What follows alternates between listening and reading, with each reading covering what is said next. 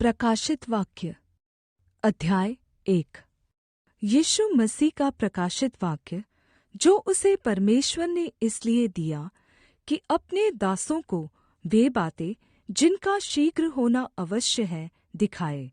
और उसने अपने स्वर्गदूत को भेजकर उसके द्वारा अपने दास यूहन्ना को बताया, जिसने परमेश्वर के वचन और यीशु मसीह की गवाही अर्थात् जो कुछ उसने देखा था उसकी गवाही दी। धन्य है वह जो इस भविष्यद्वाणी के वचन को पढ़ता है और वे जो सुनते हैं और इसमें लिखी हुई बातों को मानते हैं, क्योंकि समय निकट है।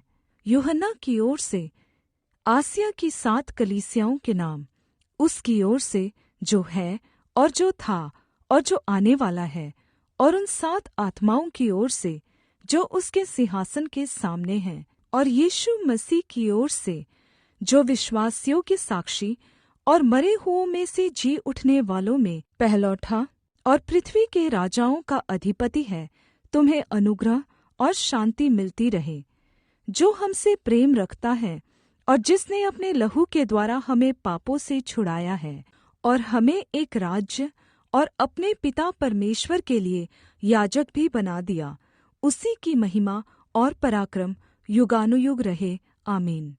देखो, वह बादलों के साथ आने वाला है, और हर एक आँख उसे देखेगी, वरन् जिन्होंने उसे बेधा था वे भी उसे देखेंगे, और पृथ्वी के सारे कुल उसके कारण छाती पीटेंगे। हाँ, आमीन। प्रभु परमेश्वर जो है और जो था और जो आने वाला है, जो सर्वशक्तिमान है, यह कहता है, मैं ही अल्फा और ओमेगा हूँ।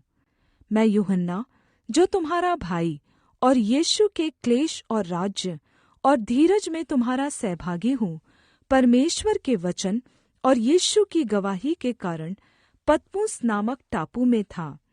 मैं प्रभु के दिन आत्मा में आ गया और अपने पीछे तुरही का सा बड़ा शब्द यह कहते सुना, जो कुछ तू देखता है उसे पुस्तक में लिखकर 7 कलीसियाओं के पास भेज दे, अर्थात् Ephesus, Smyrna, Pergamum, Thyatira, Sardis, Philadelphia और लाउदिकिया को।